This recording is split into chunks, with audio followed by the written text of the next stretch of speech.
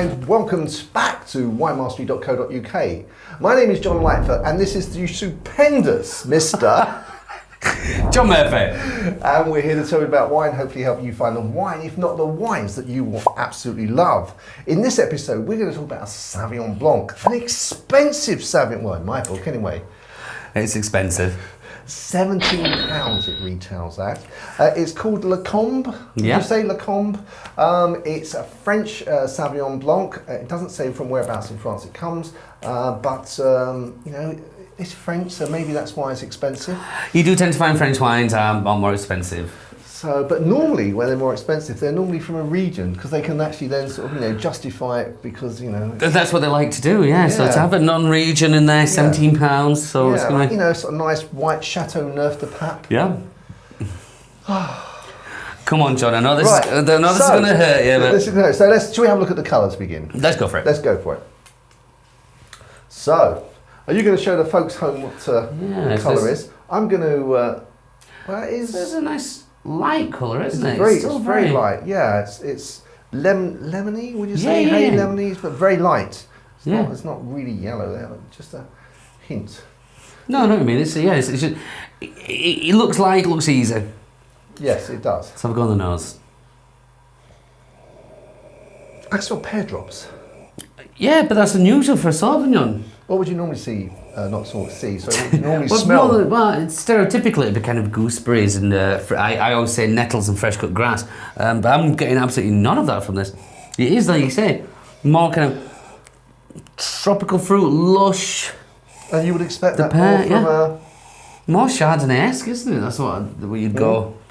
However, or Chenin Blanc or not? Chenin, yeah, you get a bit more than that, but not Sauvignon. But Okay. however, for seven. I think I'm going to go back to the £17 thing. I think I'll be doing that quite frequently. Yeah. Let's have a taste on it. All might Okay, let's do that.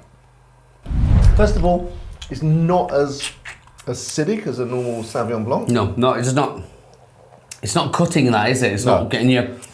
No, it's not. With like a stereotypical Sauvignon. It is a little bit rounder than a Sauvignon, but Yeah, nice viscous texture, Yeah. mouth. I'll try that again. Yep. Mouthfeel to it. It has a nice mouthfeel, yeah. But it's very. The length doesn't go anywhere. For me, especially as a Sauvignon. You mean it's the length in terms of it? White wines normally don't have a lot of length, do they? No, but when you've got like a Sauvignon, you can. There's still something biting at you. Yes, true. This doesn't seem. Certainly, the acidity just dissipates straight away, doesn't it? Yeah. Yeah. It's not standing out in any way, shape, or form for me. And I have to say, if this was like a £5 or £6 bottle, I'd be thinking, okay, reasonable. But at £17, I think this is going to be its biggest downfall in that respect. It's, like you say, if this was £4 or £5 a bottle, you'd be like, yeah, all right, I'll accept that. But £17, you'd be. I know a lot of people. Often, when they come into the shop, they'll spend a little bit extra on their friends and family when they're buying wine as a present. You know, rather than they buy themselves a £10 bottle of wine and they'll get the present for something, £20 bottle to treat them to something. And if that was £17, and I bought that for a friend, knowing they liked a Sauvignon, I think it'd be I'd be disappointed. Would you? Would they think I'd bought them a cheap wine? Yeah. I must say, personally, and I'm not professed to be an expert in marketing of wine, but when I saw the label, I thought it looked like a cheaper label. I think these guys are getting away with a lot, is what I'd say. I mean, when you see the label, which will be there, does it go there, John? Yeah, it just go there. Yeah, I'll do it now. Have you done it? I've done it. But if you do look at, I think what these people may. I was looking at that. See what I mean? What these people may have is good marketing, because if I was to blind taste that and say how much is that worth, never in a month Sundays would I say £17. No. Nor would I. Again, if you ask me, I would have said it's £6-7, and even £7 I think would be pushing it actually. Yeah. There's nothing particularly wrong with it. No. It's just not worth £17. And if you were coming into wine, this is the kind of thing which can be quite make people take a step back, because when people do try your wines that are a little bit more expensive, they want to know why it's more expensive, the more flavours, what you're getting from it. And if someone were to be drinking wine at 5, 6, 7 quid a bottle, and then they said, tell you what, I'm going to treat myself, see what that £17 bottle's like, and they got that, pretty disappointing. Yeah. Do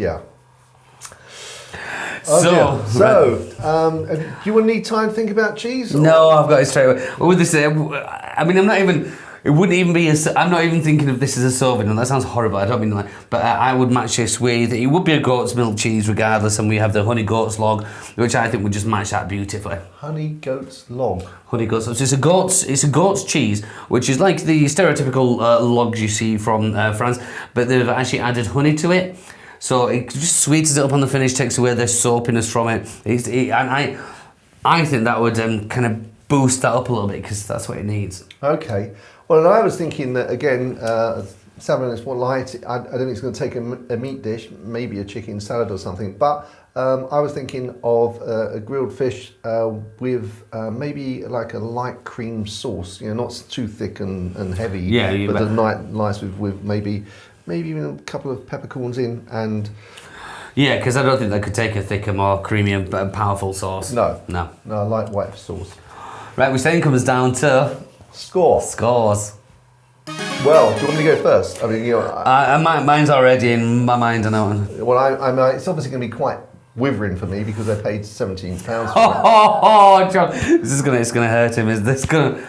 Well, because I think you could, personally for me, I think that I could get a lot more for my money. I could get 3 bottles of this sort of standard equivalent, just personally speaking. Again, guys, you may think differently. You're quite entitled to, but for my palate. So I'm going to go 59. Ooh, John, that's low. That's low. I mean, I've gone down. And I thought you might be shocked at mine. I've gone down to 62, and I thought you might be shocked at that. But 59. Now, but looking at your reasons, completely understand. You're saying you get 2, if not 3 bottles for that price, which would be of that standard, if not better. I mean, we have tried some. We have, yeah. Excellent wines at £5-6. So then to that, bloody hell. Sorry, that's a low score, John. But I completely agree with it. And I think that's, let's say, down to the price. If it was £6-7, I wouldn't be scoring it that low. But it is just down to the price. I just don't think it justifies that. Sorry. Well, it doesn't. You don't have to apologise. Well, no. I mean, again, it might do to some people. Their taste buds may really float their boat, and they may love it, and it may well be worth it. But for me, no. And me no also. Okay, that's 2 me no's. Okay, so until the next time. Oh, have we got? I was just thinking there was another section on this, but we haven't. I'm fine. I'm cool.